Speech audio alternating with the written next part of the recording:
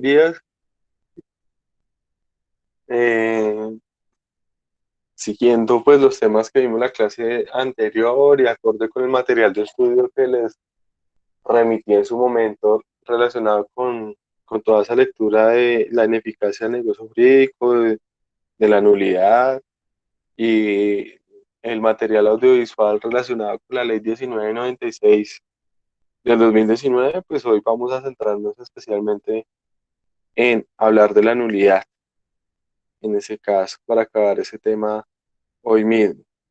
Realmente pues debo hacer un esfuerzo en el que espero explicar lo que más pueda en este menor tiempo posible, sin que vaya a empezar a correr y a ir muy acelerado explicando. Trataré de ser muy pausado, pero sí de que logremos evacuar la nulidad el día de hoy. Dentro del fenómeno de la ineficacia, de lo que veníamos hablando, pues sí, hacíamos mención que la ineficacia es esto, lo podemos ver como un género relacionado con una afectación del negocio jurídico que pues, no se logra su finalidad y es producir plenos efectos. Dentro de eso empezamos a hablar de todo lo relacionado con unas clases de ineficacia en las que vimos la inexistencia, hablamos de la inoponibilidad y hablamos de la ineficacia de pleno derecho y por último hicimos mención de la nulidad contractual. Dentro de lo que mencionamos de la nulidad contractual, decíamos que era una afectación más en la validez del contrato, que partíamos de la base de un contrato de un negocio jurídico que existe, pero que tiene una afectación en su validez.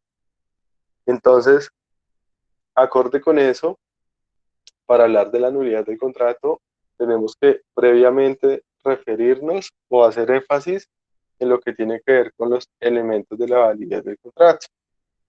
Y entonces, pues vamos a partir de la base vamos a partir de ese punto para hoy volver a abordar la nulidad y concretarla.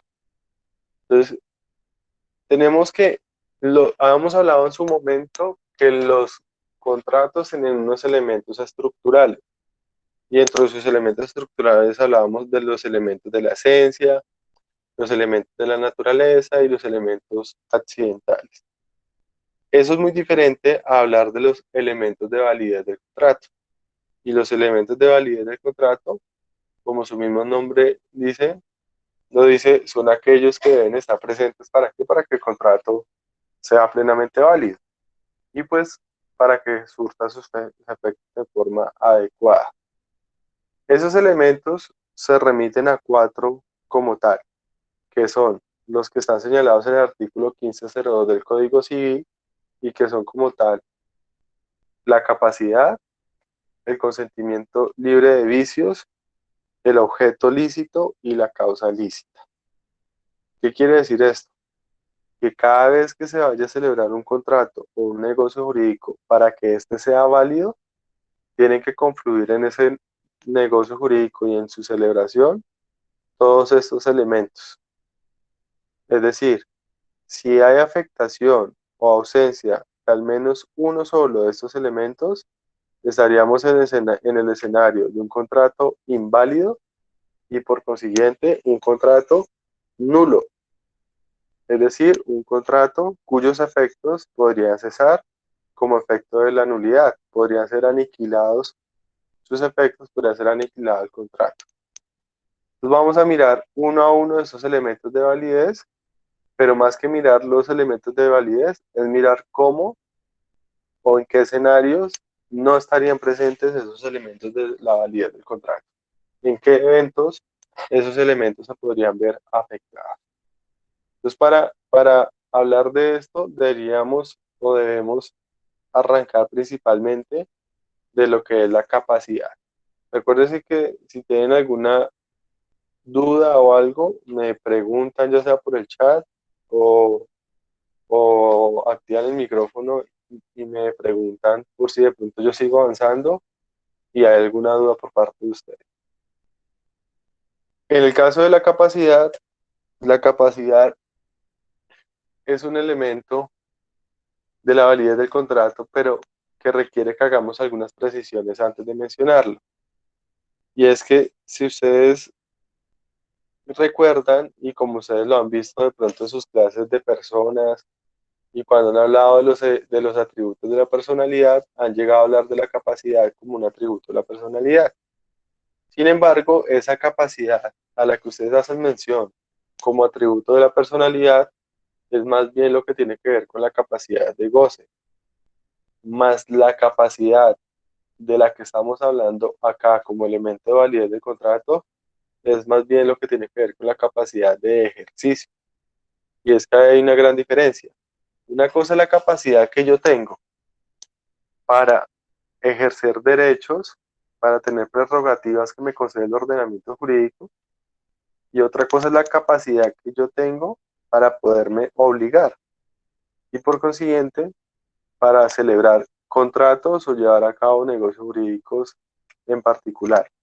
Entonces, bajo ese entendido, hay una diferenciación entre lo que es capacidad de goce y capacidad de ejercicio. La capacidad de goce la tenemos todos por el solo hecho de ser personas, desde un recién nacido en adelante.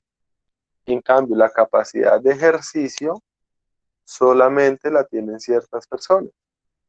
Y ahí la ley es la que me entra a determinar quiénes no gozan de este tipo de capacidad o quiénes son incapaces como tal.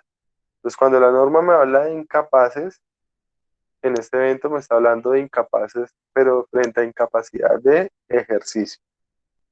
Reitero, capacidad de goce, posibilidad de disfrutar de derechos y prerrogativas que me concede el ordenamiento. Capacidad de ejercicio, la posibilidad de obligarme. Y obligarme especialmente a través de un acuerdo voluntario, de un contrato como tal. Entonces, bajo ese entendido, hay que hacer varias aclaraciones o varias precisiones en todo lo que tiene que ver con la capacidad de ejercicio.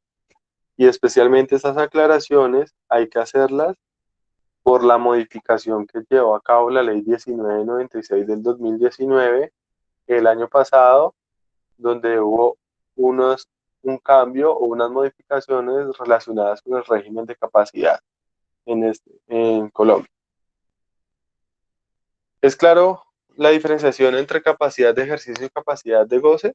Estas ya ustedes la han hablado en otras materias, si mal no entiendo, y adicional a eso ya la han visto en materiales que se les había enviado. ¿Sí es clara esa diferenciación o no? ¿Sí? Ok, listo. Entonces, teniendo clara esa diferenciación entre lo que es capacidad de ejercicio y capacidad de goce, cada vez que habla ahorita de capacidad, tengan en cuenta que me estoy refiriendo a la capacidad de ejercicio. La capacidad de goce no es que no sea importante, pero en ese momento no nos interesa mencionarla, solamente capacidad de ejercicio. Entonces, el Código Civil trae una premisa general y es que parte de la base de que todo el mundo es capaz, todos somos capaces. Y eso lo trae acorde con el artículo 1503 del Código Civil. Entonces, el artículo 1503 del Código Civil nos señala que todas las personas somos capaces. Y solamente son incapaces las personas que la ley determine que son incapaces. Por lo tanto, tenemos un régimen jurídico en el que todos gozamos de capacidad de ejercicio, excepto aquellos que la ley digan que no. Es decir, que los incapaces tienen que estar taxativamente señalados en la ley, en ese caso. Y quiere decir lo anterior, que mientras yo no esté incluido dentro de ese listado de incapaces, eso implica que yo tenga capacidad, en ese caso. Hago una aclaración que es bastante obvia, pero que de todos modos hay que mencionarla. Y es que el régimen de capacidad siempre va a ser el mismo. O sea, el régimen de capacidad siempre va a ser que, o la regla siempre va a ser que todos somos capaces, excepto los que la ley diga que son incapaces. Lo cual nos conlleva a algo, y es que simplemente es el legislador el que en cada momento incluye o excluye a ciertas personas de ese listado de incapaces en general. Por eso, ahí voy a empezar a hacer algunas críticas a la ley 1996, o de pronto no a la ley 1996, sino a algunos comentaristas de esa ley. Y es que dicen que a partir de esa ley todos somos capaces, y eso es absolutamente falso. Ya el Código Civil nos traía esa premisa. Lo que pasa es que la ley 1996 lo que hace es modificarme los que son incapaces, que eso es diferente en ese sentido. Entonces, en este punto voy a hacer una diferenciación en cómo estaba la norma antes de la ley 1996 y cómo está la norma al día de hoy con esa modificación, para que ustedes lo tengan claro y vean la diferencia. Entonces hay que tener mucha claridad de eso. Una cosa era antes de la ley 1996 del 2019 y una cosa es después, para que de pronto no me vayan a confundir eso. Entonces, antes de la ley 1996, el artículo 1504 del Código Civil me señalaba lo siguiente, y era que me daba la diferenciación entre lo que son incapaces absolutos y lo que son incapaces relativos. Entonces, el artículo 1504 del Código Civil me determinaba un listado para cada caso en particular. Y en ese sentido era el siguiente. Entonces la ley me decía, son incapaces absolutos, uno, los menores impúberes. ¿Quiénes son los menores impúberes? Los menores de 14 años. Anteriormente se diferenciaba si era hombre o mujer, porque si era mujer era menor de 12 años, si era hombre era menor de 14 años. Hoy en día eso está unificado, entonces se entiende que es incapaz absoluto, uno, el menor de 14 años, lo que se conoce como impúberes. Dos, son incapaces absolutos, o decía la norma que eran incapaces absolutos, los dementes, que en su momento se cambió la palabra dementes por personas con discapacidad cognitiva. Y tercero, se señalaba que eran incapaces absolutos los sordomudos. Y quienes, pero no todos sordomudos, sino aquel sordomudo que no se podía dar a entender de ninguna forma. Entonces teníamos tres clases de incapaces absolutos. Los impúberes, o sea, menos de 14, los dementes y los sordomudos que no se podían dar a entender de ninguna forma. Frente a los incapaces relativos, la norma me decía que había tres clases de incapaces relativos. Uno, los mayores de 14 y menores de 18 años, o sea, los púberes. Dos, los disipadores interdictos. ¿Qué es un disipador interdicto? El disipador interdicto es aquella persona que dilapida su patrimonio, que no puede contener el gasto, como por ejemplo el ludópata que se gasta todo el dinero en apuestas. Eso es una persona disipadora. Entonces se determinaba que era una persona con incapacidad relativa. Y tres, había una modificación normativa que venía de la ley 1306 del 2009, donde me incluía también a alguien que llamaban los incapaces relativos por inmadurez negocial. ¿Y quiénes eran los inmaduros negociales? Eran aquellos que no podían pagar sus deudas por no tener capacidad de pago, ¿verdad? Por ser insolventes. Entonces teníamos en ese sentido que no tenían capacidad de ejercicio o eran incapaces absolutos, reitero, impúberes, sordomudos que no se podían dar a entender de ninguna forma, personas con discapacidad cognitiva. Y eran incapaces relativos los púberes, las personas disipadoras interdictas y los inmaduros negociales. Eso era lo que teníamos antes de la ley 1996 del 2009. No obstante, viene esta ley y esta ley nos hace una modificación en todo este régimen de incapacidad. Reitero, no es que La ley 1996 es la que viene y nos habla de que todos son capaces, porque eso ya existía. Lo que hace realmente esta ley es sacarme o excluirme del listado de incapaces a unas personas que ya preveía la ley.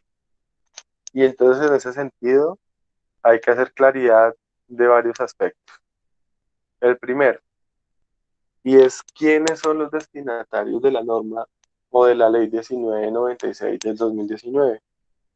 Los destinatarios de esta norma son las personas con discapacidad, pero ojo, son las personas con discapacidad tanto física como mental o cognitiva. No es solamente las personas con discapacidad cognitiva. Y es que esta norma es un reflejo claro de lo que es la constitucionalización o la humanización del derecho, en el sentido de que hay ciertos compromisos relacionados con la dignidad humana, con ciertos derechos fundamentales, en los cuales los ordenamientos jurídicos, en busca de una igualdad, han tenido que crear este tipo de normas para que no se genere ningún tipo de discriminación. Entonces, bajo ese entendido, nace la ley 1996 en el sentido de determinar que las personas con discapacidad cognitiva o discapacidad física son capaces de celebrar negocios jurídicos, lo cual es algo bastante criticable, porque es que antes de esa norma, las personas con discapacidad física ya tenían capacidad, es decir, que frente a ellos no hay ninguna novedad. Por ejemplo, antes de esta norma, una persona que, pongamos unos ejemplos extremos, una persona con una discapacidad física porque es invidente, porque no puede ver, o una persona con una discapacidad física porque es cuadrapléjico. Ese tipo de personas tenían capacidad negocial o capacidad de ejercicio, no hay ningún problema con ello. Acá lo que trae esta norma es una modificación en cuanto a establecer que estas personas necesitan unos apoyos. ¿Y qué quiere decir que necesitan unos apoyos? Que necesitan una colaboración externa al momento de realizar su negocio jurídico, en ese caso. Pero es muy diferente el apoyo que necesita una persona con discapacidad cognitiva a una persona con discapacidad física. Porque la persona con discapacidad física lo que necesita es alguien que de pronto lo guíe, lo lleve, lo cargue, etcétera. En cambio, la persona que tiene discapacidad cognitiva lo que necesita es alguien que lo ayude a entender lo que está pasando. Entonces hay una gran diferencia en ese sentido.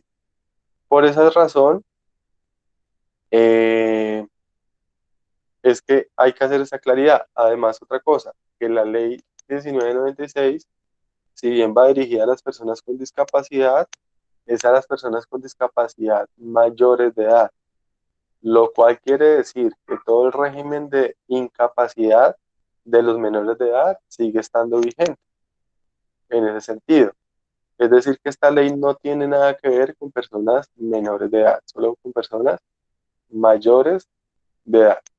Y en ese entendido, entonces lo que se busca, como lo mencionaba, es formar también una red de apoyo.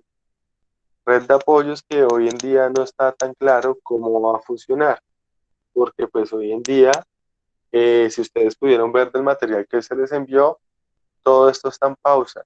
Y está en pausa de que el gobierno determine cómo va a operar este régimen legal, que determine cómo va a ser reglamentada esta normatividad. Entonces, hay todavía mucho que revisar y mucho que todavía estamos a la expectativa de cómo va a funcionar. De esa manera, vemos que la ley 1996 entonces lo que hace es que nos reduce las causales de incapacidad o nos reduce a los incapaces. Y es porque nos elimina al sordomudo, nos elimina a la persona con discapacidad cognitiva, nos elimina al disipador interdicto y nos elimina al inmaduro negocial. razón por la cual el artículo 1504 del Código Civil, que lo estoy mostrando, queda modificado y solamente me dice que son absolutamente incapaces los impúberes y que son incapaces relativos los púberes, eliminándome los demás en ese sentido. Por lo cual, a modo de conclusión, en ese sentido, con la ley 1996, reitero, no se cambia el régimen de capacidad. Lo único que se hace es reducir las personas que la ley tiene previstas como incapaces. ¿Estoy claro hasta ese punto? ¿O hay alguna duda en ese aspecto? ¿Alguna observación, alguna opinión? ¿Sí, soy claro o no? Sí, sí, doctor, sí. Sí, ok, listo. Entonces, o sea, le reitero, el fenómeno sigue siendo el mismo. Lo único que hizo esta ley fue sacar a esas personas y decir que ya no son incapaces. Pero hay otros que siguen siendo incapaces y que esos menores especialmente siguen siendo solamente personas con capacidad de goce, pero no capacidad de ejercicio. Entonces, ¿a qué se reduce esto? De que cuando yo celebro un negocio jurídico, tengo que tener capacidad. Si yo no tengo capacidad, la consecuencia es que el negocio es nulo. Y entonces, en este caso, no tener capacidad lo podemos reducir a una sola causal y es ser menor de edad. Eso implica no tener capacidad de ejercicio en ese caso. Dos, consentimiento libre de vicios. El consentimiento libre de vicios implica que al momento de celebrar un negocio jurídico, la voluntad que yo emito sea una voluntad libre, sea una voluntad espontánea, sea una voluntad que corresponde a mi verdadero querer y no a un querer impuesto y no a una, no sea una voluntad forzada, sino que sea una voluntad, como su mismo nombre dice, que materialice la libertad contractual en ese caso. Entonces se requiere que además de que una persona sea plenamente capaz para celebrar un negocio jurídico, esta persona celebra el negocio jurídico por voluntad propia, porque quiere, es decir, con un consentimiento libre de cualquier vicio en ese caso. Pero entonces miremos cómo es que se puede llegar a viciar el consentimiento. ¿Cómo puedo llegar a viciar esa voluntad? Y esa voluntad se puede viciar de tres formas. Y eso es a través del error, a través del dolo y a través de la fuerza. Esas tres formas son las que me hacen a mí generar un vicio en el consentimiento. Y si el vicio está, y si el consentimiento está viciado, por consiguiente, el negocio también tiene un vicio y puede llegar a ser nulo en ese caso. Entonces entremos a revisar cada uno de estos vicios del consentimiento. El primero, que es el error. El error, ¿en qué consiste un error? Cuando hablamos de un error, el error consiste en una noción equivocada de la realidad. Consiste en que yo tengo una noción equívoca de lo que está pasando en la realidad. Yo estoy pensando, voy a decir un ejemplo tonto, que es blanco y eso no es blanco, sino que es gris. Yo estoy pensando que eso es eh, un plátano y me enteras que no es un plátano, sino es un banano. Es decir, en mi psiquis, en mi mente, hay una realidad fáctica, pero lo que realmente está pasando es otra cosa. Eso es una situación de error. Cuando yo me encuentro un error, creo que es algo, pero es algo, realmente es algo diferente. Entonces, cuando se da esa situación de error, puede llevarse a que yo celebre un negocio jurídico o celebre un contrato pensando en una cosa cuando en realidad está pasando otra.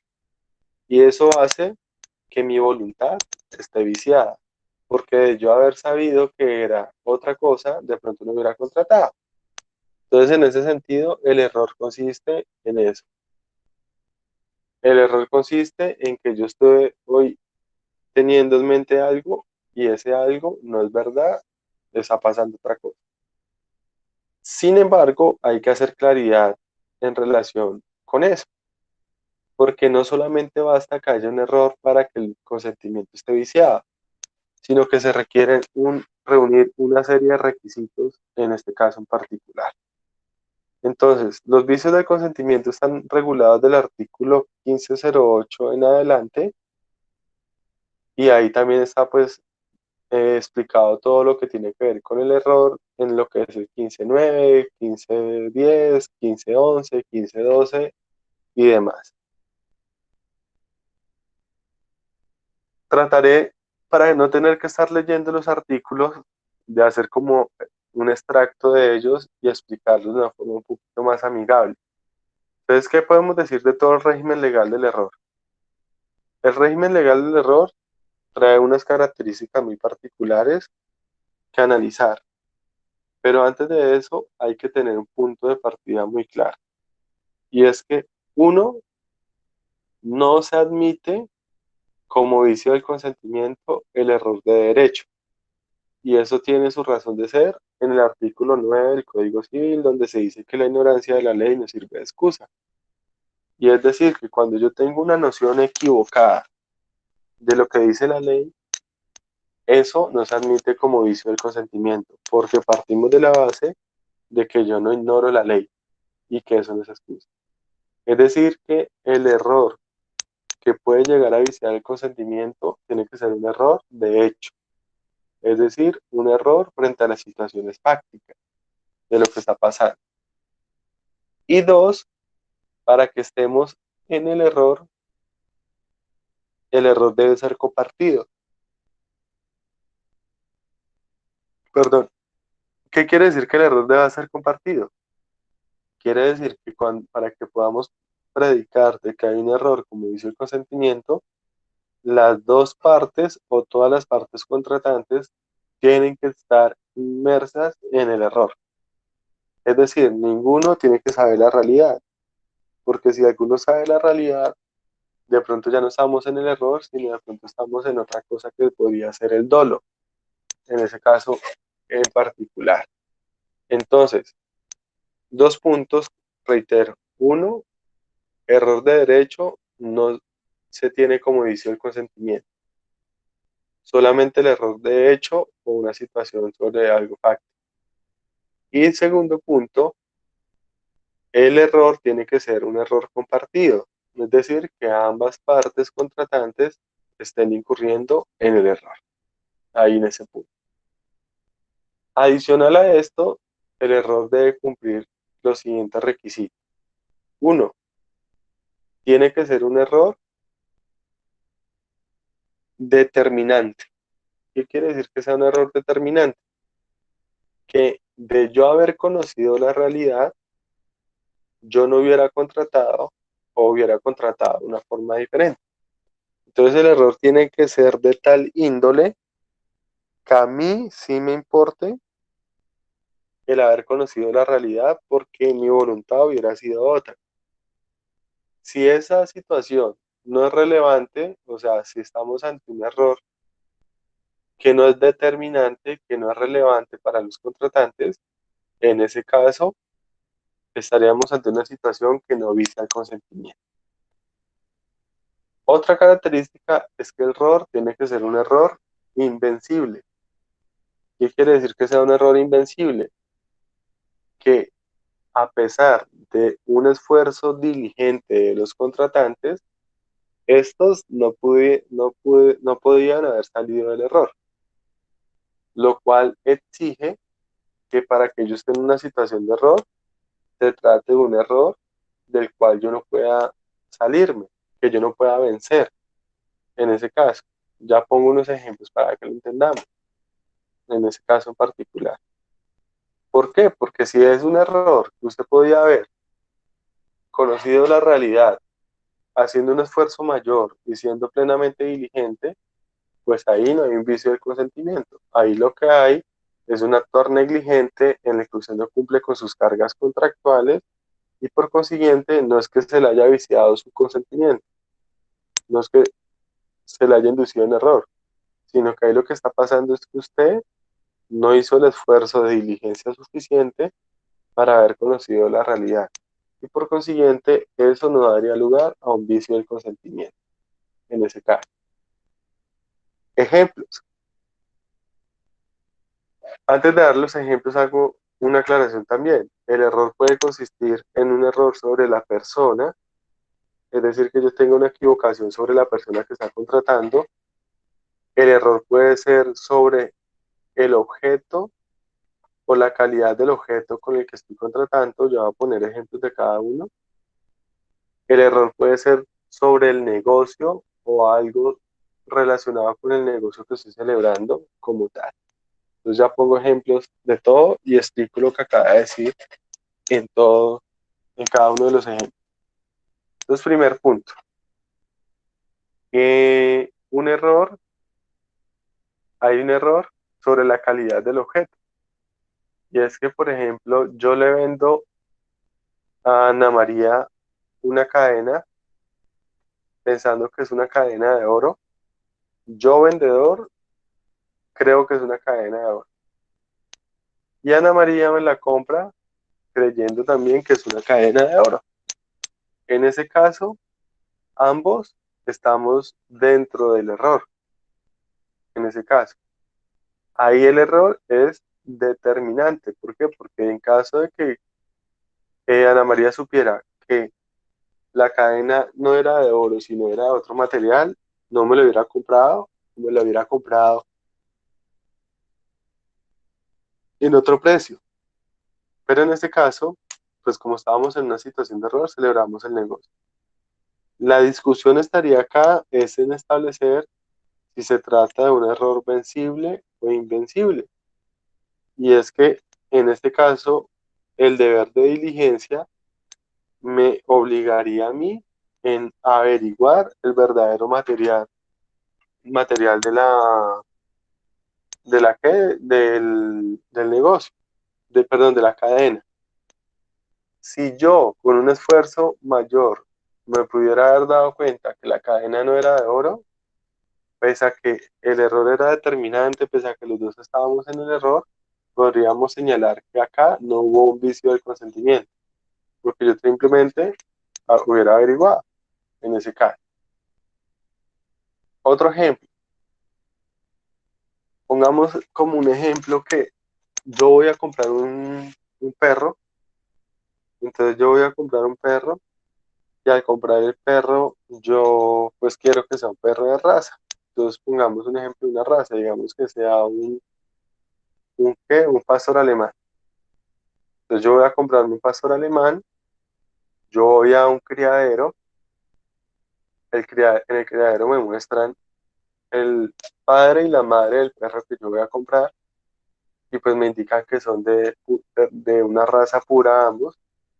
Yo me llevo el perro y al llevarme el perro va creciendo y el perro empieza a mostrar las características que no son propias de un pastor alemán. Es un perro distinto. Voy a decir algo que suena feo, pero digamos que es un perro yo es un perro chandoso, dirían algunos.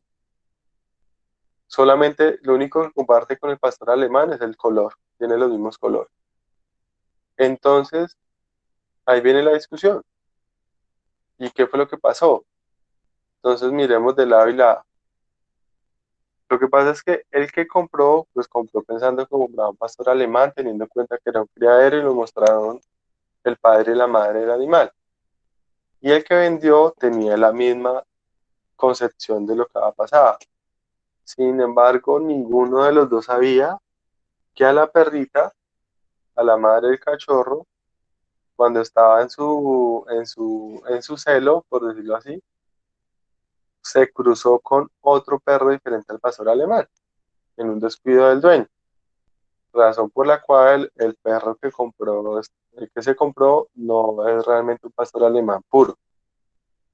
Entonces, bajo ese entendido, tenemos que ambos están en la situación de error, o sea, ninguno está queriendo llevar al error al otro, ambos desconocían. Dos, Para ambos es determinante el error, especialmente para el comprador, porque haber sabido que no era un pastor alemán o no lo hubiera comprado más barato. Y tres, podríamos decir que es un error invencible, pues porque ahí por más que haya existido diligencia, era imposible saber lo que había pasado, máxime que recién nacidos, todos los perritos eran iguales. Fue al crecer que se malformó el animal. Entonces ahí podríamos estar en un error como vicio del consentimiento. Y ahí podríamos seguir llevando muchos y muchos y muchos ejemplos relacionados con la situación en particular. Lo cierto es que en la práctica a veces se torna demasiado complicado demostrar el error, especialmente por el carácter invencible del error. Y es por poder demostrar que quien alega el error, quien alegra que fue viciado su consentimiento, tiene que demostrar que hizo lo suficiente para haber salido y vencido ese error. Y si no lo hace, pues simplemente se tiene que no hay vicio del consentimiento en ese caso, en ese evento en particular. Es como cuando, digamos, a mí me venden un carro y el que lo compra, pues no sabe de carros ni tiene ni idea si el estado del carro es bueno o mal. Y yo lo compro y yo como comprador no lo hago revisar. Pues si hay un daño y yo tengo un estado equívoco frente a las condiciones del vehículo, con esa revisión de un mecánico, por ejemplo, yo hubiera de pronto encontrado que había una falla en el vehículo. ¿Estamos claros? ¿Hasta ahí?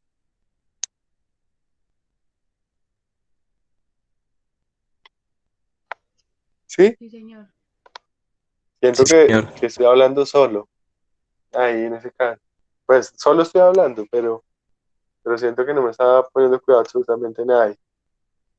Ahí. Si hay alguna duda, por favor, me la pregunta. Es que este tema no es tan sencillo y por eso estoy tratando de sintetizarlo lo más posible. Entonces, la situación de error, reitero, implica, tengo una noción equivocada de la realidad, es determinante para mí porque de haberla sabido la realidad no hubiera celebrado el contrato de igual forma. Y tres, es una situación invencible porque por más diligente que fui, no pude haber salido del error, no pude haber conocido la realidad. Entonces, esto hace que el consentimiento esté viciado. Y si el consentimiento está viciado, por consiguiente, da lugar a la nulidad del contrato, en ese caso. El dolo es sencillo, porque el dolo es palabras más, palabras menos, casi que el mismo error. La única diferencia en el dolo es que mientras que en el error hay un error compartido, o sea, ambos contratantes o todos los contratantes están en el error, en el dolo estamos hablando de que hay un error inducido. ¿Qué quiere decir que sea un error inducido?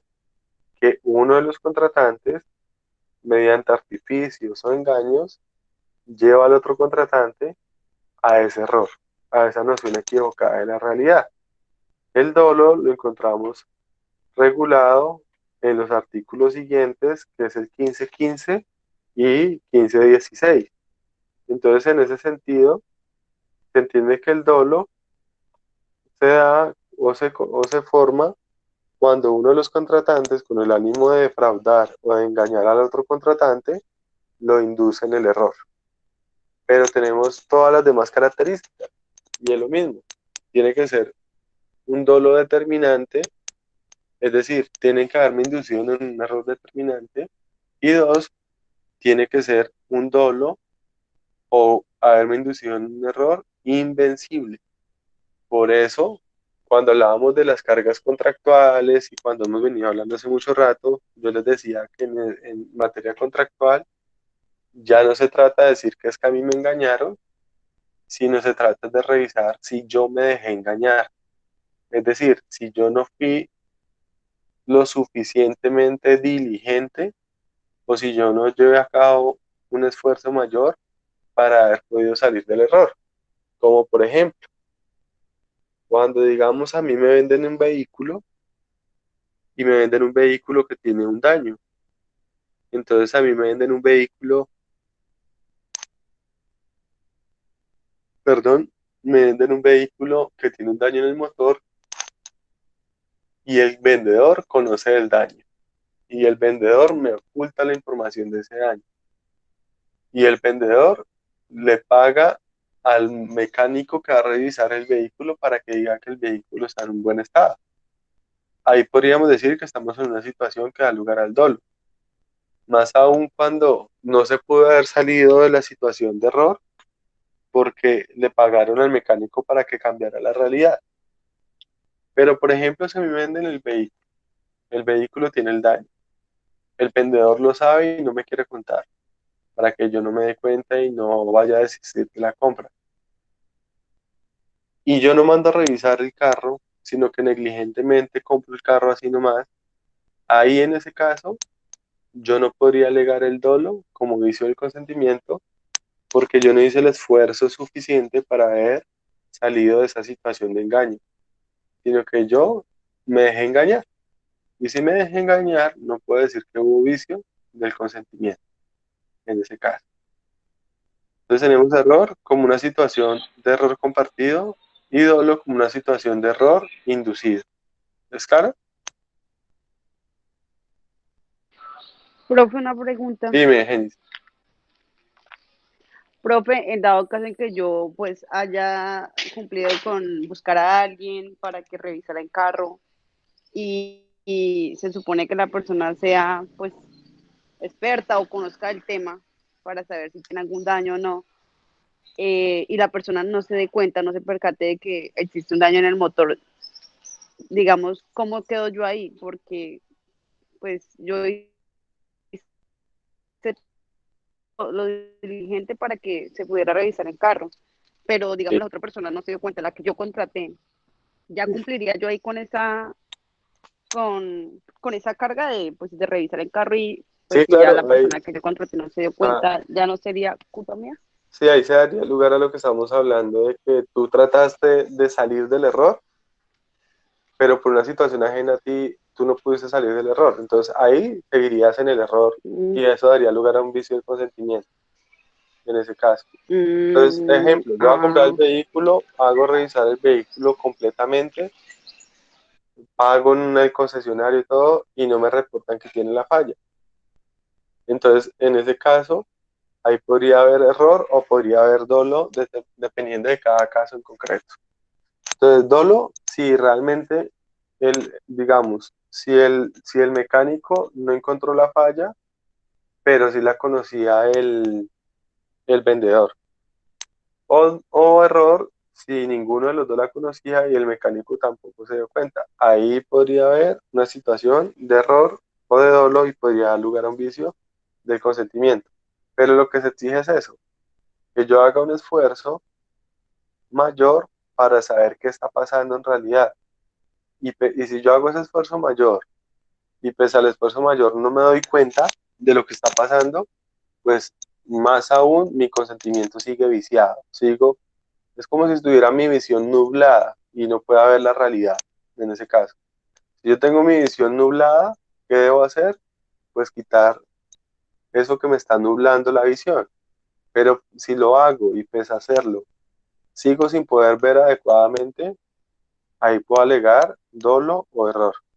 Por eso en la práctica ese es el punto más neutral para alegar este tipo de vicio de consentimiento en ese caso. ¿Es claro? Profe, ¿puede dar otro ejemplo de dolo? ¿De dolo? Claro que sí. Eh, ejemplo. Pongamos otro tipo de contrato. Entonces, digamos que yo le voy a arrendar, digamos que yo le voy a arrendar unas tierras a usted, para no poner un ejemplo de una compraventa. Yo le voy a arrendar a usted un terreno con la finalidad de que usted cultive ese terreno. Entonces ¿a qué? Digamos que arrendar 200 hectáreas de terreno para que usted siembre arroz, en ese caso. Y yo le digo que el arroz tiene ciertas expectativas, que la tierra tiene ciertas características y que sirve para esos cultivos y demás. En ese caso, cuando yo soy conocedor de que eso no es cierto. Y adicional a eso, yo le muestro unos estudios de suelo donde dice que el suelo es apto para cultivar arroz, que no sé qué y demás. En ese caso, yo estoy actuando fraudulentamente, queriendo engañar a mi contraparte. Entonces, ahí hay dolo, porque yo estoy queriendo llevar a que el otro crea una situación que es falsa, a que el otro piense que esa tierra es productiva cuando es una tierra totalmente improductiva. En ese caso, entonces ahí estaremos en una situación de dolo. Ya O sea que diferente, si no tuviera ese conocimiento de las tierras sería un error. exactamente. Mm, Si la situación es de los dos, si, el, si, el, si la noción equivocada es de los dos, estamos ante el error. Pero si es uno el que quiere llevar al otro al error, el que quiere como inducirlo al error y engañarlo, estamos ante el dolo, en ese caso, en ese evento. Pero, ojo, lo que les estoy diciendo es que una cosa es que sea error y otra cosa es que sea dolo, ¿cierto? Pero diferente a los dos, otra cosa es que estos lleguen a ser vicio del consentimiento. Y para que lleguen a ser vicio del consentimiento, reitero, esa situación de engaño o esa situación de equivocación tiene que ser invencible, que yo no haya podido vencer eso. Entonces, si yo le digo a este Harold, le digo, vea, Harold, le voy a arrendar mi finca en tanto valor mensual durante un año y esta finca es apta para cultivar arroz. Y yo sé que no es buena para cultivar arroz, que ahí no nace nada. Yo estoy actuando con dolo. Ahí estaríamos en una situación de dolo porque yo lo estoy queriendo engañar. Pero si usted es diligente, usted haría unos estudios de suelo antes de tomar en arriendo la finca y corroboraría que lo que yo les estoy diciendo es verdad en ese caso. Si usted no lo hace, usted después no va a poder alegar que hubo dolo como vicio del consentimiento. ¿Y por qué no la va a poder alegar? Pues porque usted no hizo el esfuerzo diligente para haber salido de esa situación de error. ¿Es claro? sí, señor. Sí. Por eso yo les vengo diciendo varias clases atrás. Por eso ya no se trata de uno contratar como un cieguito, perdónenme la expresión, o contratar ciegamente, sino que uno tiene que ser completamente diligente al momento de contratar. Eso es muy importante. Usted tiene que tener claro, tiene que, si usted está creyendo algo, salga de ahí. Ahí sí, como dicen coloquialmente, en materia de contratos, lo obvio no es tan obvio. Usted lo obvio lo encuentra obvio cuando usted lo compruebe y lo demuestre. Entonces, si usted cree que hay tierra y agua y usted cree que es obvio que puedan hacer algo, puede que no sea tan obvio, porque puede que los minerales del suelo sean diferentes. Si usted ve que un carro anda, lo obvio no es que el carro esté bueno, sino que usted tiene que comprobar que el carro está en buen estado. Entonces, eso es lo que va directamente relacionado con lo que son las cargas contractuales. Las cargas contractuales por eso son tan importantes al momento de contratar. Y es que si no se cumplen esas cargas contractuales, por más que haya error o haya dolo, no hay vicio del consentimiento en ese caso. ¿Es correcto? Sí, señor. Ahí, ok. Entonces tenemos el error, tenemos el dolo. Y ahora tenemos otro vicio del consentimiento, que es la fuerza. Entonces, la fuerza se tiene como un vicio del consentimiento y consiste en que se coaccione, se coarte o se infrinja fuerza en una persona para que esta persona tome una decisión contraria a su voluntad.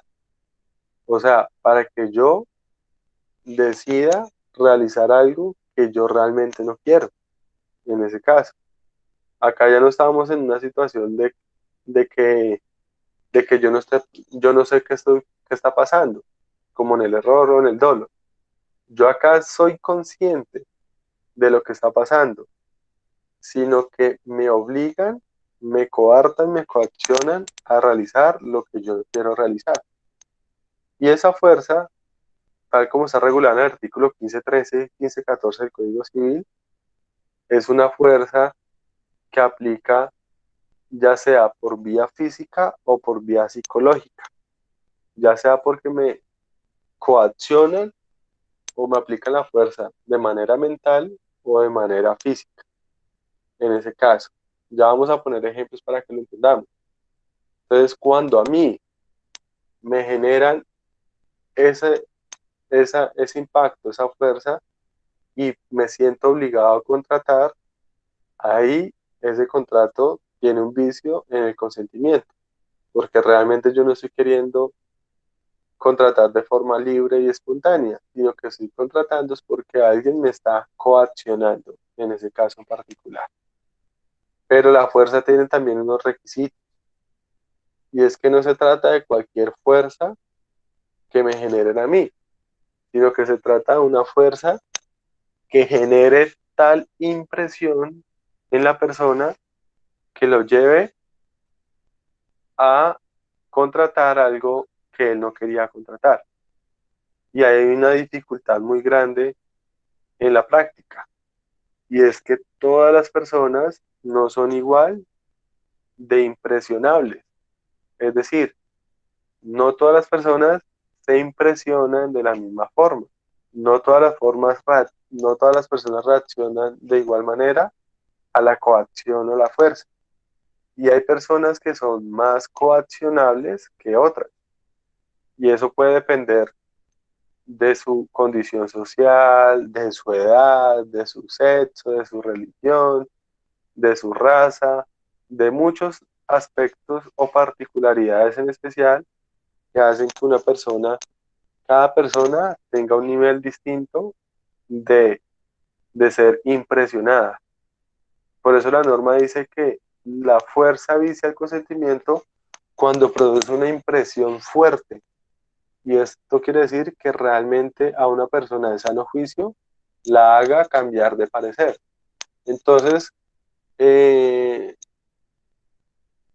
eso es muy del caso en concreto y el juez tiene que tratar a revisarlo. Entonces, no es lo mismo, ojo, que yo le diga ¿a quién? Digamos a Harold, Harold, le compro su carro en 5 millones, cuando el carro vale 80, y le diga, y si no me lo vende, le mato a su papá, a su mamá y a sus hermanos. Eso es muy diferente a que yo le diga, Harold, si usted no me vende el carro en 5 millones, le, ya no con la amenaza de matarlo, sino le digo esto, cuando lo vea por la calle, le rompo los vidrios de su carro. Son dos situaciones en las cuales yo quiero crear una presión en Harold para que me venda, pero las dos situaciones generan una impresión diferente. Entonces, para que estemos realmente en el campo de la fuerza, como dice el consentimiento, tiene que ser una situación que esa impresión sea tan grande que Harold diga, no, le vendo. Yo creería que en el caso que acabo de plantear, en el caso de la amenaza de muerte, ahí de pronto sí hay una impresión grande. En el otro caso, la persona se podrá impresionar, pero yo no creo que sea hasta tal punto de que determine vender el carro por esa situación, en ese evento en particular. No sé si me hago entender ahí con el ejemplo, en ese caso. O sea, no es lo mismo, les voy a poner un ejemplo, algo tonto, y perdónenme las mujeres, porque de pronto puede pasar un ejemplo sexista, pero no creo que lo sea así.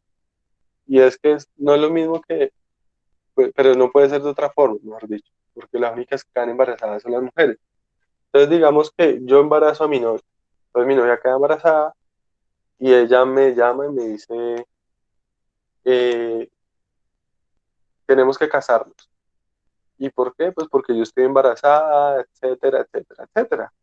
Parece de telenovela, pero lo usual que puede llegar a pasar en una idiosincrasia como la que nosotros tenemos.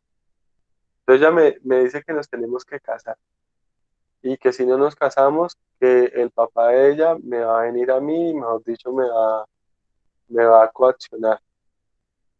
Entonces yo podría decir, eso es una situación que me genera una impresión tan grande que yo me sienta obligado a casarme, en ese caso, o es diferente, por ejemplo, si ella queda embarazada y me llama el papá es, voy a poner un ejemplo exagerado, el jefe es un jefe guerrillero y me dice, si usted no se casa con mi hija, lo mando a matar. Eso sí podría llegar a ser una impresión fuerte. Y de pronto ahí sí yo me caso, y aquí a mañana podría alegar un vicio en el consentimiento. No sé si me estoy dando a entender con los ejemplos que estoy dando en ese caso.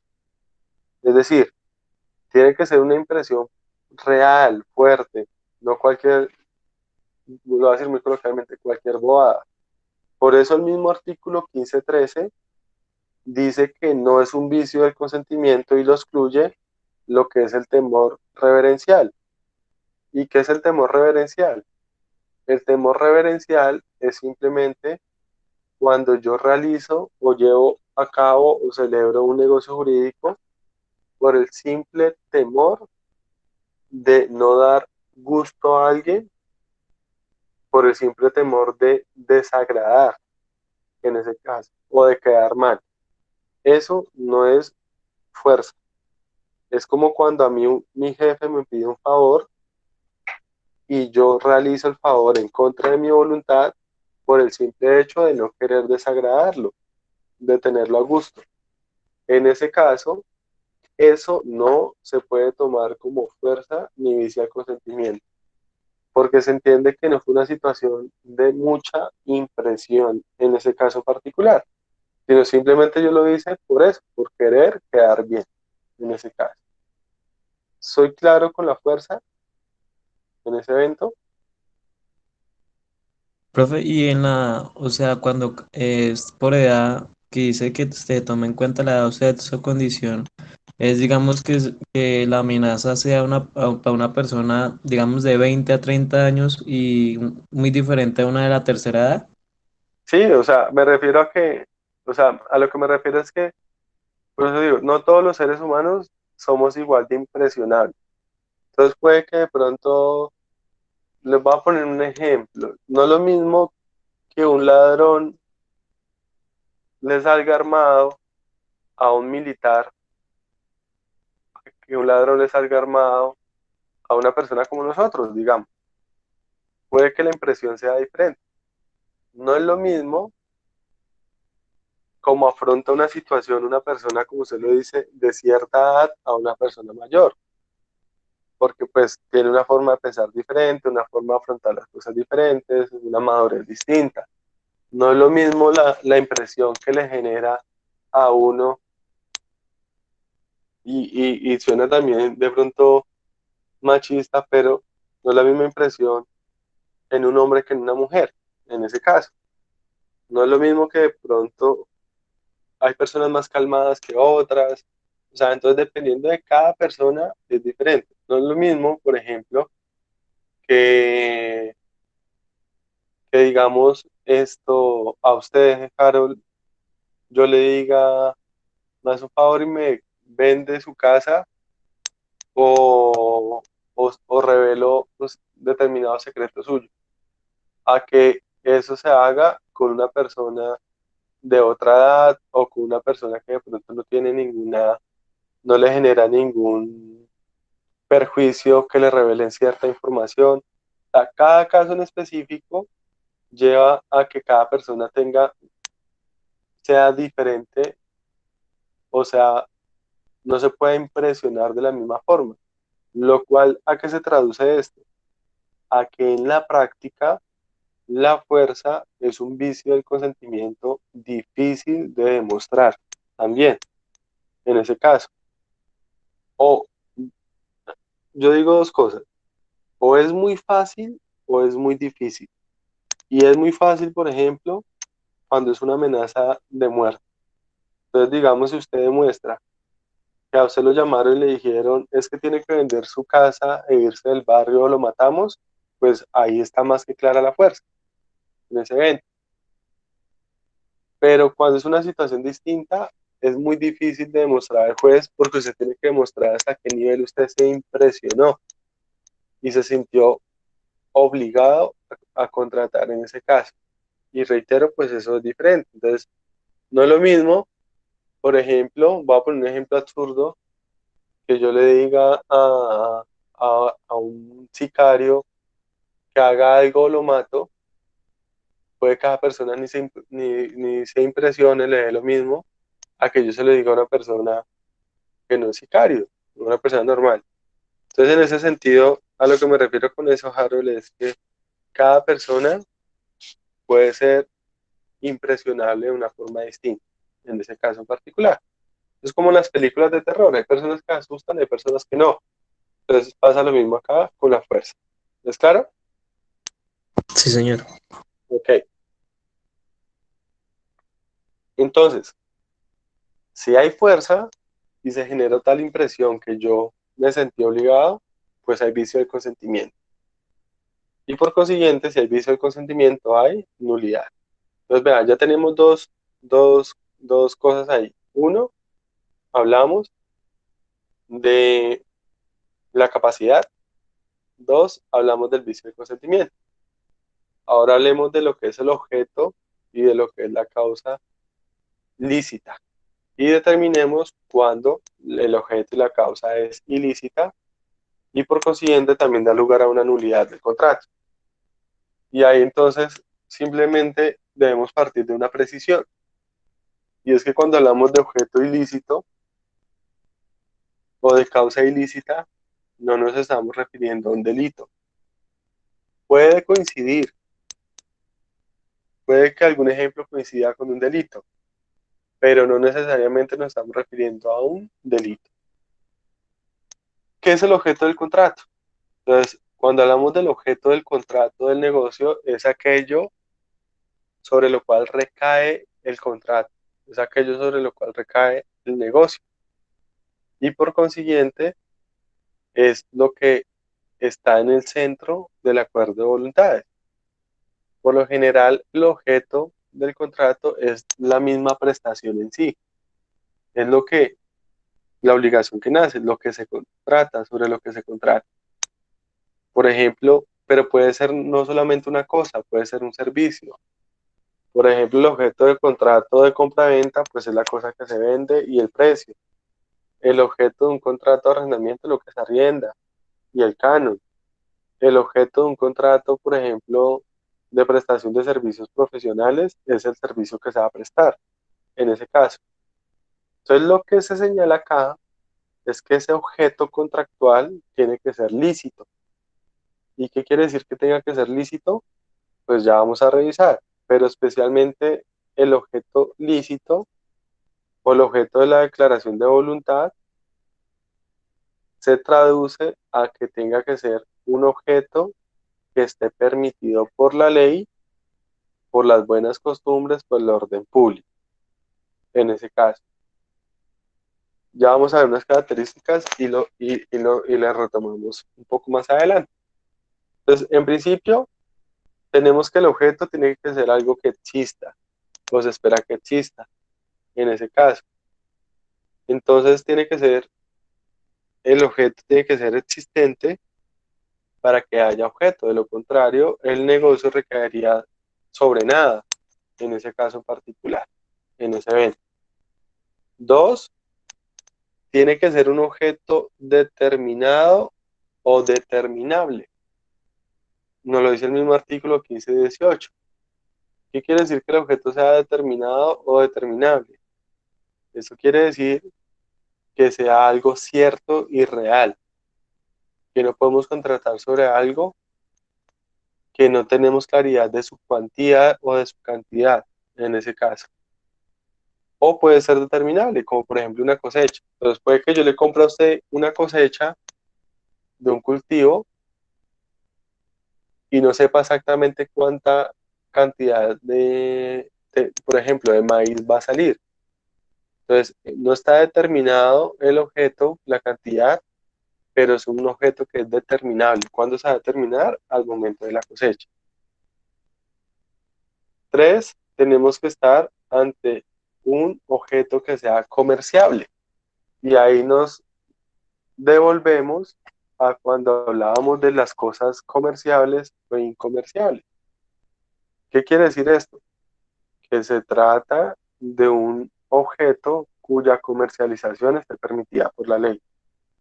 Todo esto hace que el objeto sea lícito. Y finalmente el artículo 1518 del código nos dice que tenemos que hablar de un objeto moral y físicamente posible. Cuando la norma dice que el objeto tiene que ser moralmente posible, se está refiriendo a que se trate de un objeto que esté permitido por la ley, de un objeto que está acorde a las buenas costumbres y al orden público. Y cuando decimos que sea un objeto físicamente posible, nos estamos refiriendo a que sea algo que en la realidad fáctica se pueda llevar a cabo. Como por ejemplo cuando yo le digo que le vendo una estrella. Si yo le digo que le vendo una estrella, estamos en un objeto físicamente imposible, en ese caso.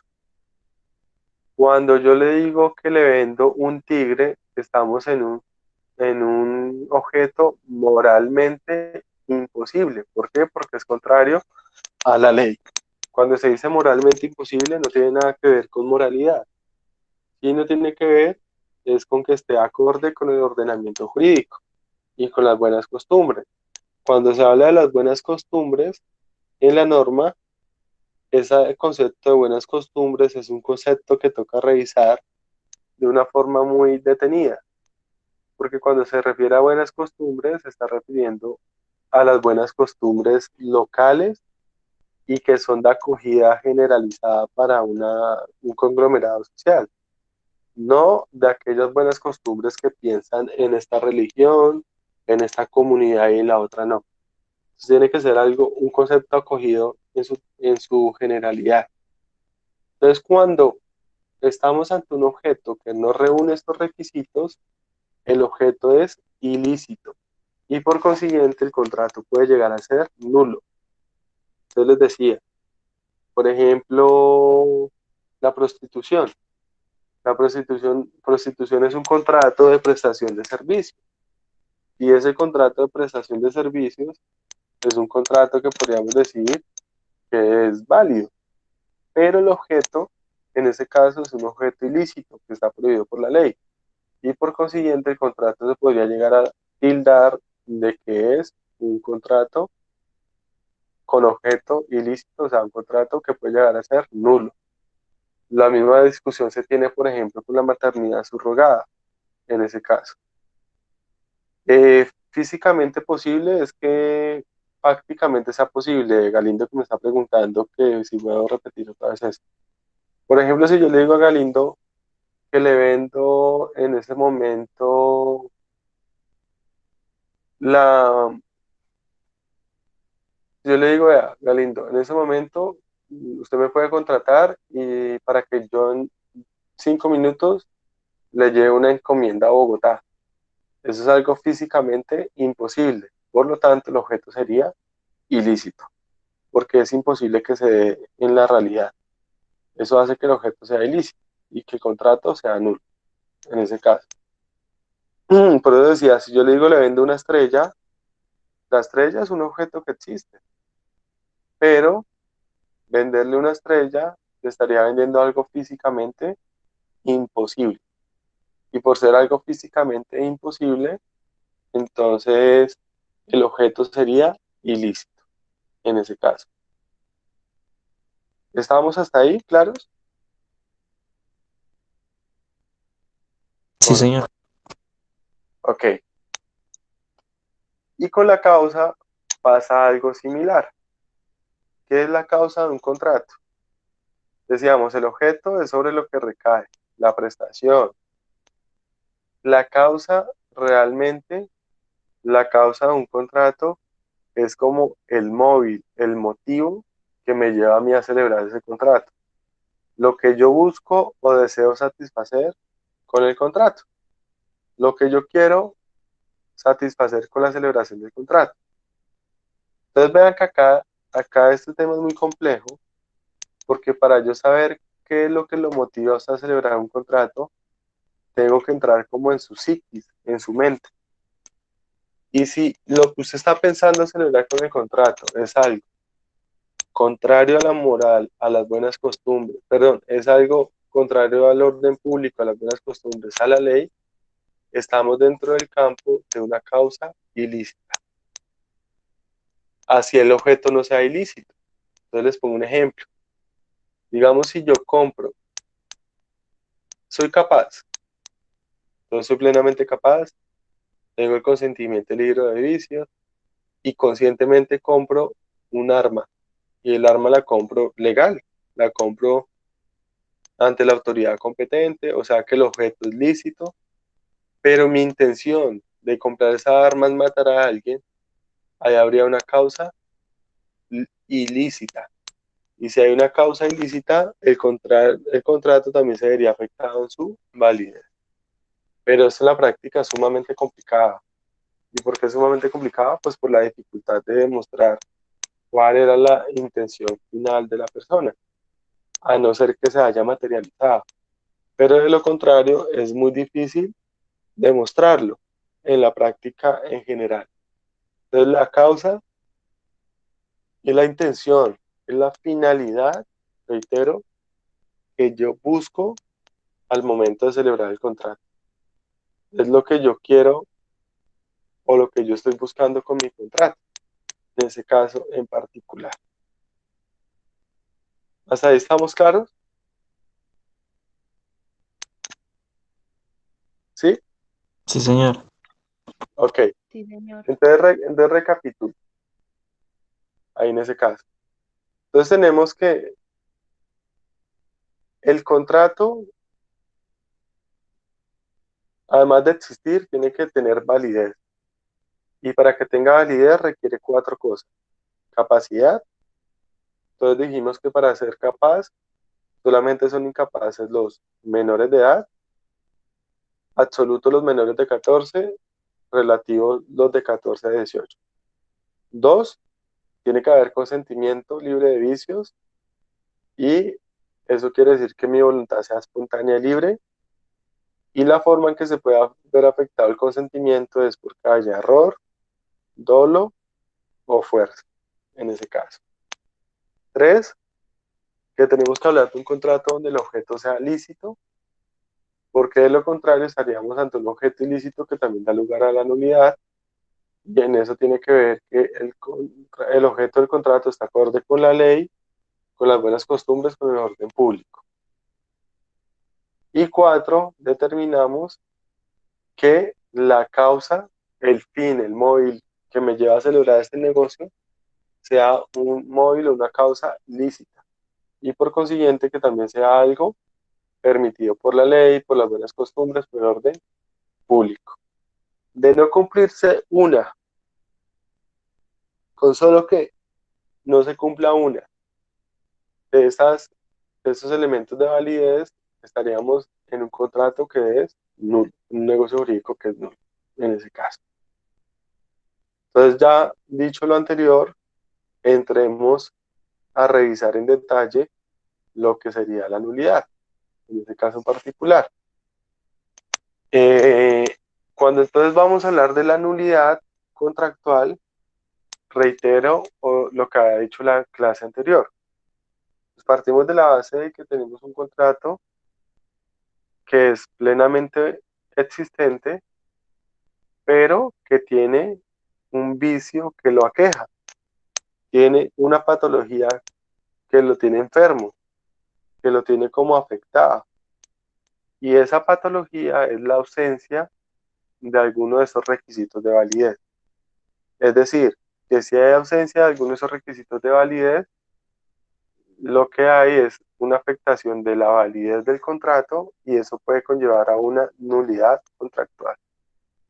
Me pregunta acá Galindo que si puedo repetir lo del objeto ilícito, es que, ok, tranquilo.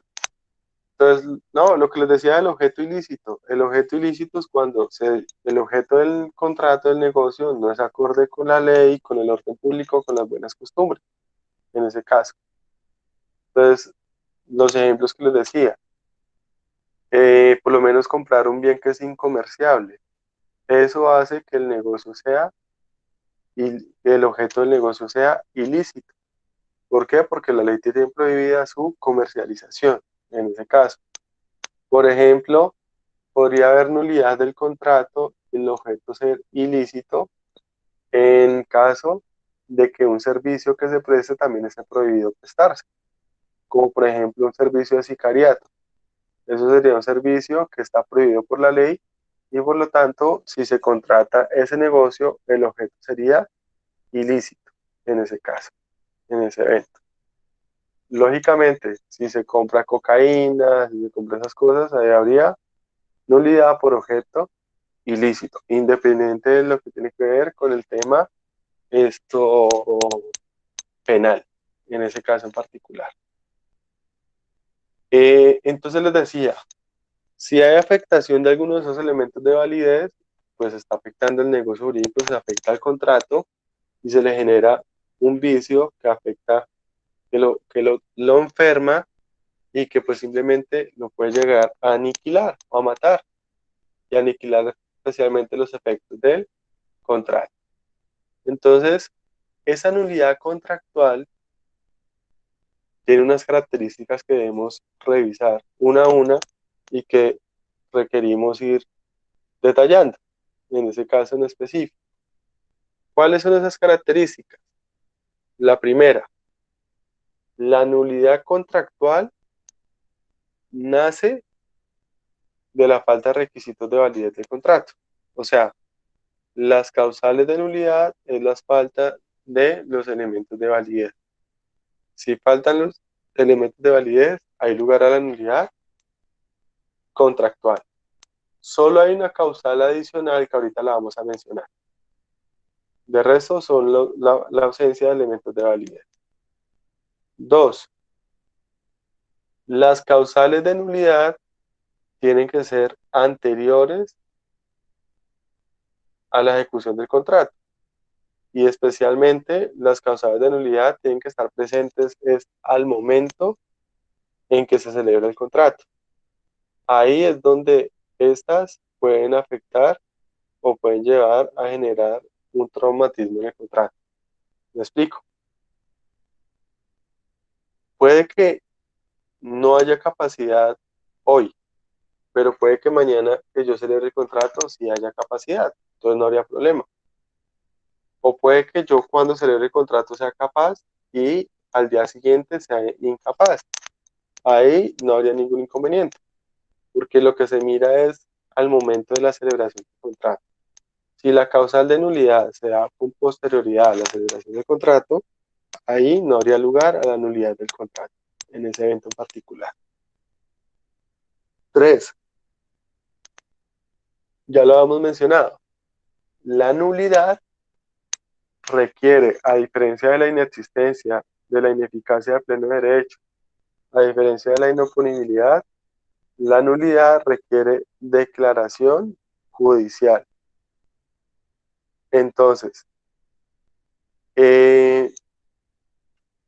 si yo quiero que esto se materialice y si yo quiero aniquilar el contrato, aniquilar sus efectos, matar el contrato, tengo que buscar un pronunciamiento judicial y tengo que buscar que un juez determine que el contrato es nulo.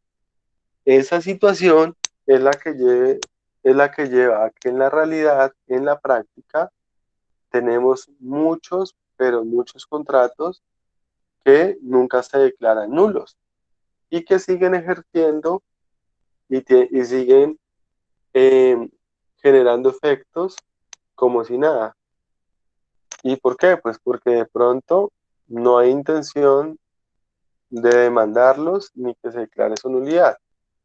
ya sea por un interés particular o ya sea por un tema de cuantía. Me explico. Todos los contratos que celebran, por ejemplo, en un colegio, los niños al momento de su descanso o de su recreo, comprando una cafetería, se podría decir que todos esos contratos de compra-venta son nulos. ¿Y por qué son nulos? Porque quien lo celebró, que es un menor de edad, no tiene la capacidad de ejercicio. Son incapaces absolutos o relativos. Por consiguiente, si ellos, perdón, si ellos celebran ese tipo de negocios y alguien nos quisiera demandar ese tipo de contratos, ahí serían declarados completamente nulos en ese caso. Sin embargo, pues nadie se va a poner a declarar, a demandar la nulidad de un contrato de compraventa de una Coca-Cola y una empanada. Y eso no sucede en la práctica. Por lo general, sí sucede cuando se trata de la nulidad, por ejemplo, de la compra o de la donación de un bien inmueble por su valor. Entonces, por lo menos yo he visto casos donde se declara o están buscando la nulidad contractual de la venta que le hace el abuelito a un nieto de una casa. ¿Y por qué? Pues porque hay algo raro por medio, porque de pronto ahí lo que hubo fue esto, eso que un aprovechamiento del estado del abuelo, etcétera, etcétera. Entonces ahí sí puede que de pronto tome relevancia, pero el resto es común que no, en ese caso. O puede porque de pronto a veces, cuando el objeto o la causa es ilícita, que las personas no pidan la nulidad del contrato, porque al mismo tiempo, además de ser un objeto, una causa ilícita, es un delito. Y entonces a los contratantes no les conviene demandar porque estarían aceptando el delito en ese caso en particular. Galindo me dice que hay fuerza en muchos casos. No sé a qué se refiere con eso, Galindo. ¿O qué ejemplos son los que quiere traer a colación? Galindo.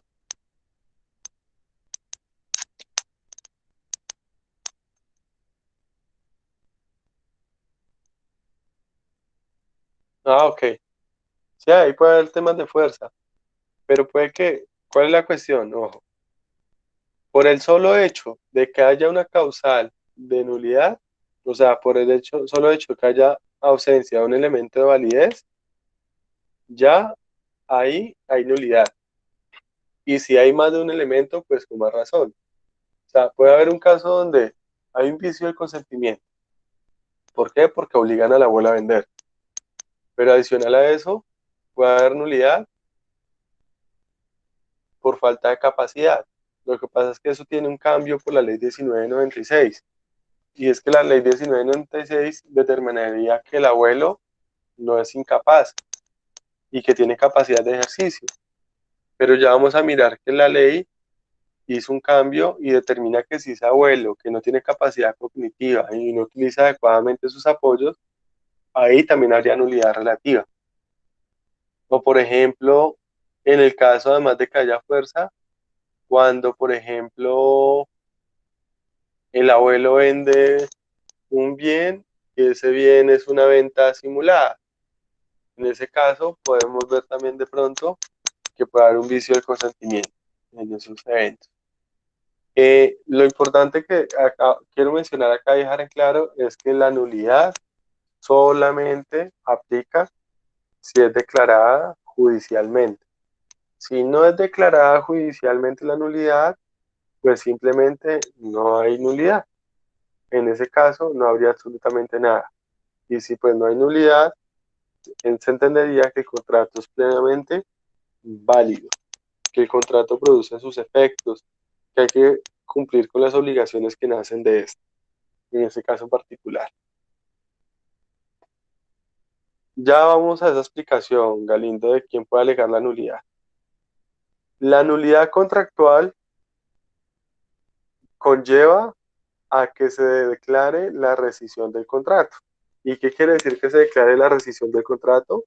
es decir, que se aniquilen los efectos del contrato en particular, que el contrato se deje sin ningún efecto. Y no solo eso, sino que se restablezca lo que se llama el status quo. ¿Y que es restablecer el status quo?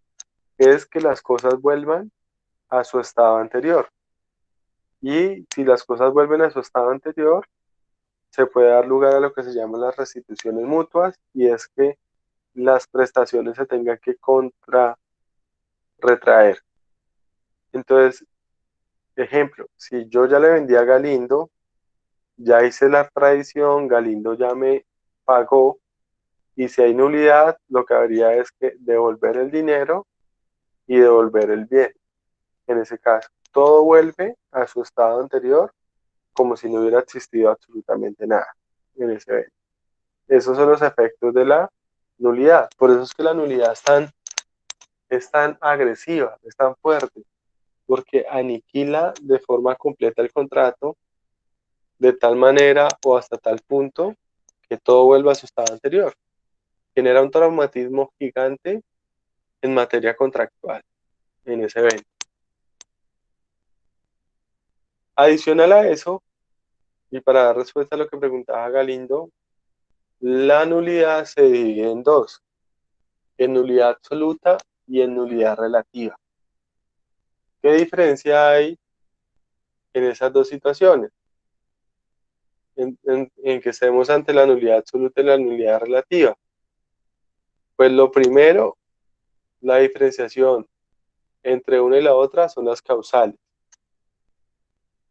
Y es que las causales de la nulidad absoluta, con el cambio introducido por la ley 1996, es el siguiente.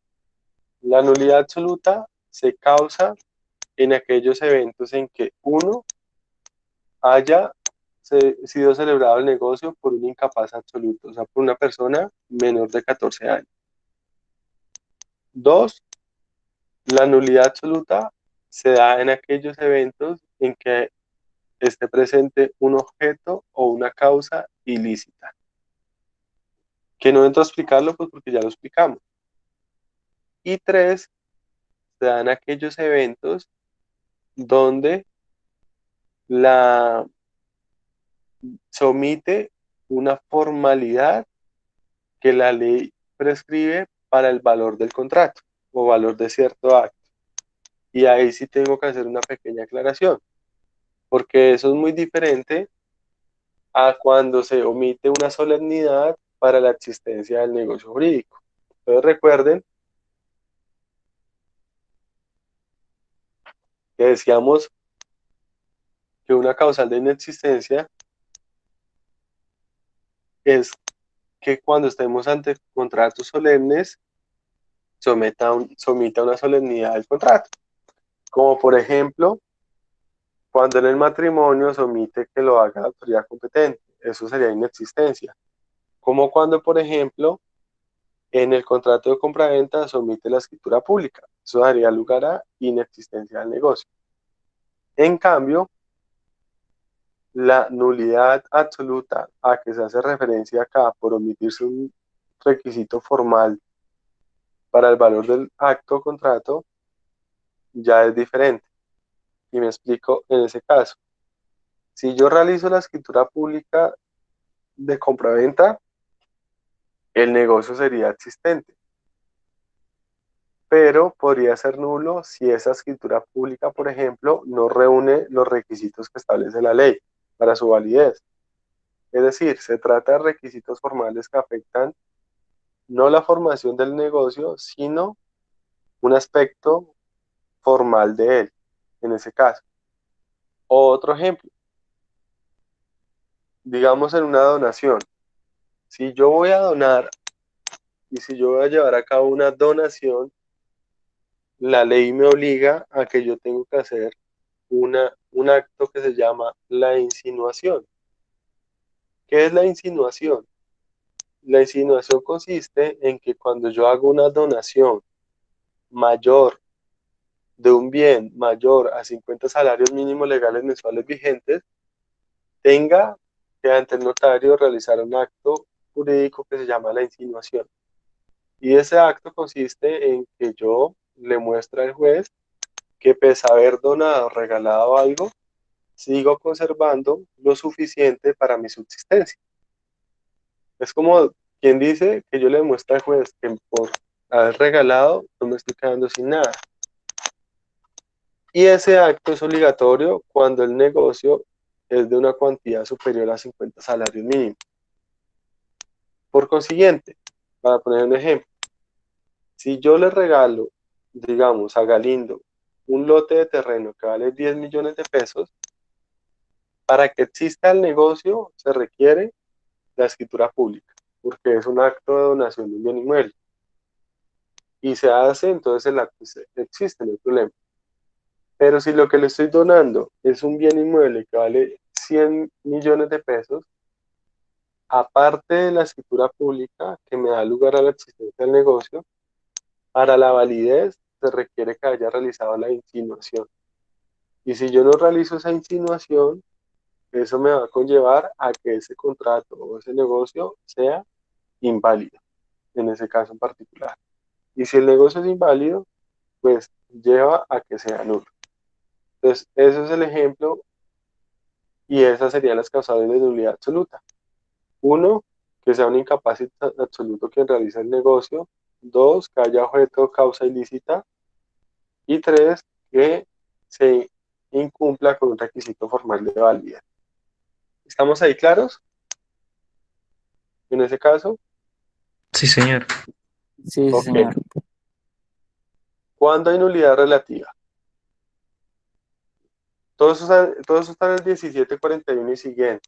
Estoy tratando de extractar eso, pero pues ustedes les toca que lo lean de todos modos. ¿Cuándo hay nulidad relativa? En las demás causales. ¿Qué quiere decir eso? Uno, cuando el acto es celebrado o el negocio por un incapaz relativo, o sea, por una persona mayor de 14 y menor de 18. Dos, hay nulidad relativa cuando el acto es celebrado por una persona. Cuando es celebrado por una persona con capacidad, pero sin los apoyos requeridos que hace la ley 1996. Y es que esa ley determina que cuando una persona requiere un apoyo y no hace uso adecuado de ese apoyo, ese negocio es nulo en ese caso.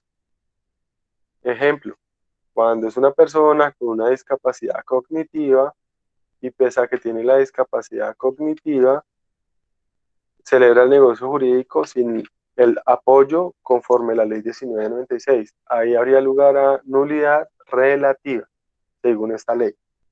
Y tres, hay nulidad relativa cuando hay un vicio del consentimiento, en ese caso. Entonces, ahí están las causales diferenciadas. ¿Qué otra diferencia hay? Además de que es por causales diferentes.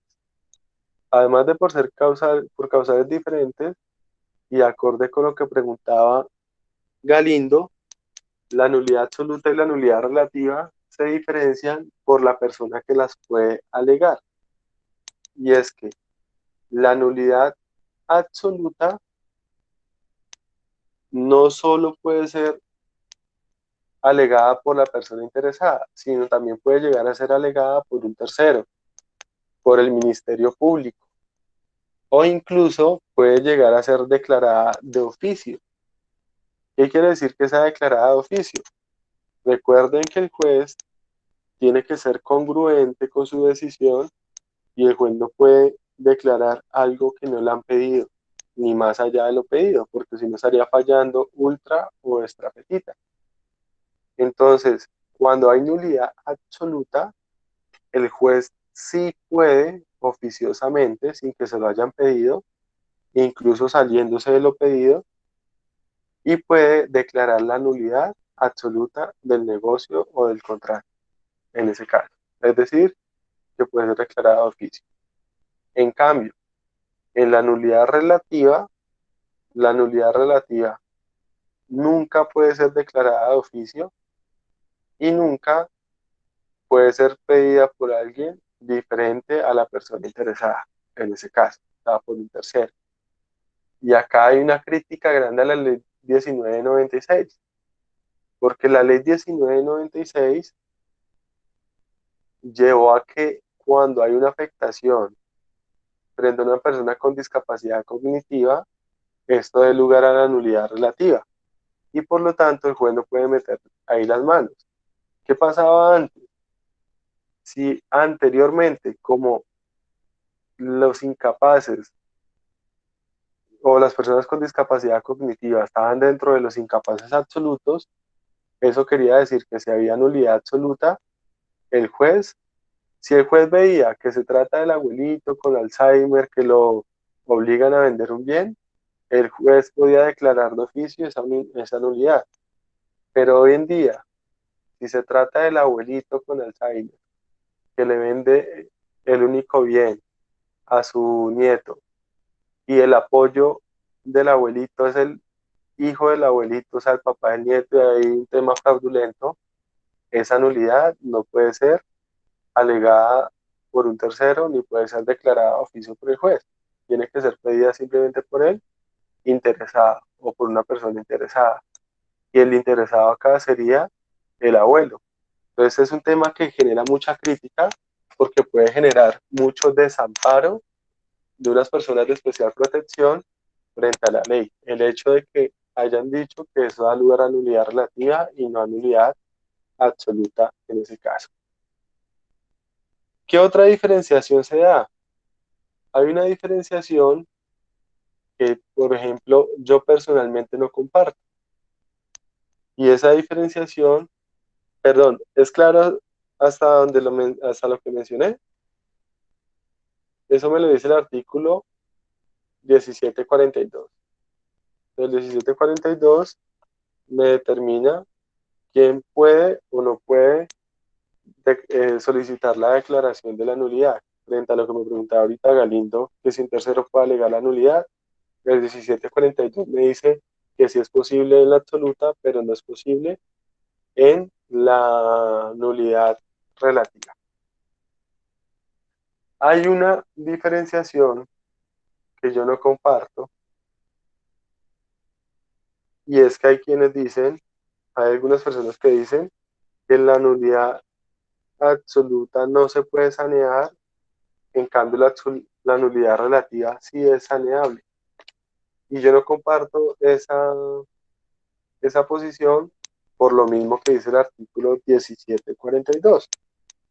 Y es que el artículo 1742, en concordancia con los demás artículos que siguen de él, 1749, 1752, 1753 hasta el 1756, me hablan de cómo se puede sanear una nulidad y me traen la siguiente regla. Según esos artículos, tanto la nulidad absoluta como la nulidad relativa se puede sanear. Ojo, la única nulidad que no se puede sanear es la nulidad absoluta por objeto o causa ilícita, pero las otras nulidades son saneables. ¿Cómo puedo yo sanear una nulidad? Por ejemplo, si yo celebré el negocio siendo menor de edad, puedo sanear la nulidad. ¿De qué forma? Cuando sea mayor de edad, ratificando el negocio.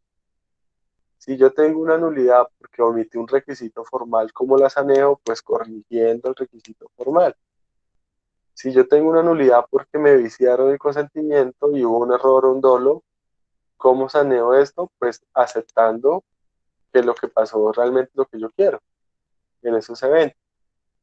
Entonces la norma me dice que realmente las únicas nulidades que no se pueden sanear son las de objeto y causa ilícita, pero hay gran parte de la nulidad absoluta que sí se puede sanear.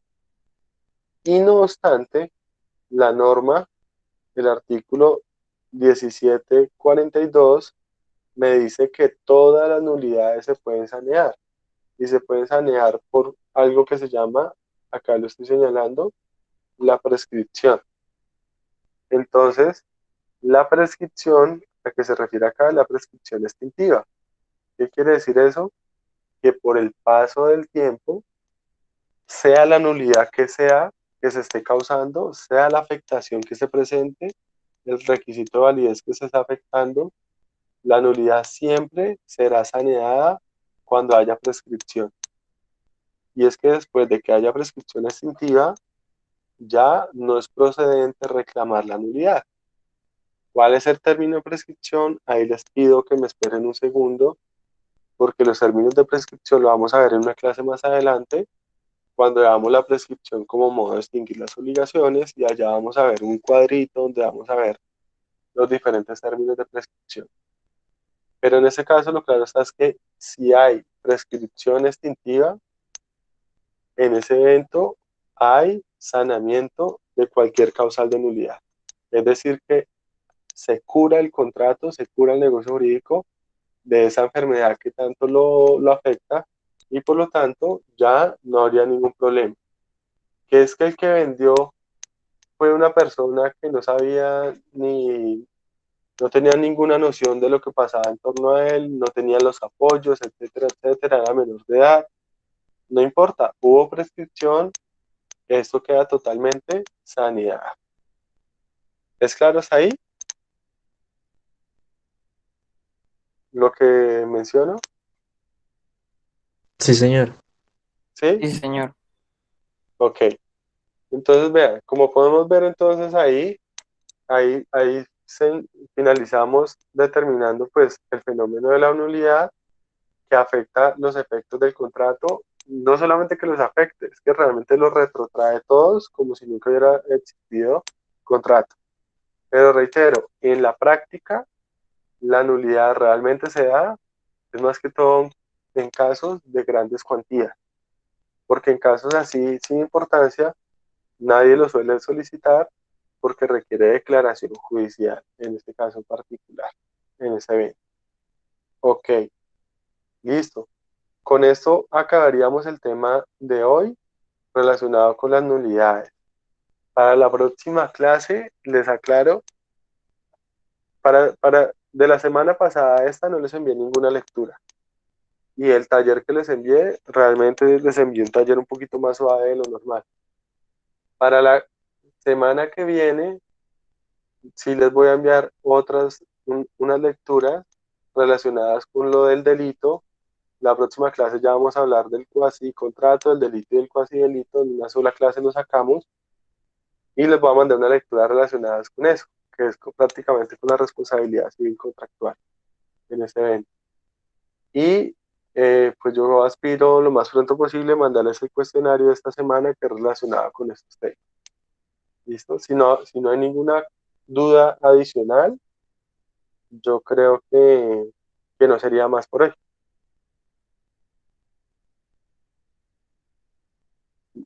Sí, Triviño, no hay ningún problema. Igual me demoré en enviarlo la vez pasada el cuestionario, Triviño, porque tuve mucho problema para cargar las clases. Entonces, hasta que no cargara las clases, no lo subí. Pero igual en caso de que me llegara a demorar, igual les doy el tiempo adicional. Por eso el cuestionario, el de la semana pasada, al día de hoy, todavía está abierto hasta hoy a las 10 de la noche. Pero, ¿pero qué? Pero no, la idea mía es mandarles a más tardar, yo creo que el miércoles, el de esta semana, ¿listo? Ahí les enviaría eso. No sé qué otra, de pronto otra pregunta, otra duda. ¿No? Listo. Entonces, hablamos cualquier cosa. Feliz día y estamos pendientes. Bueno, gracias, doctor. Gracias, profe.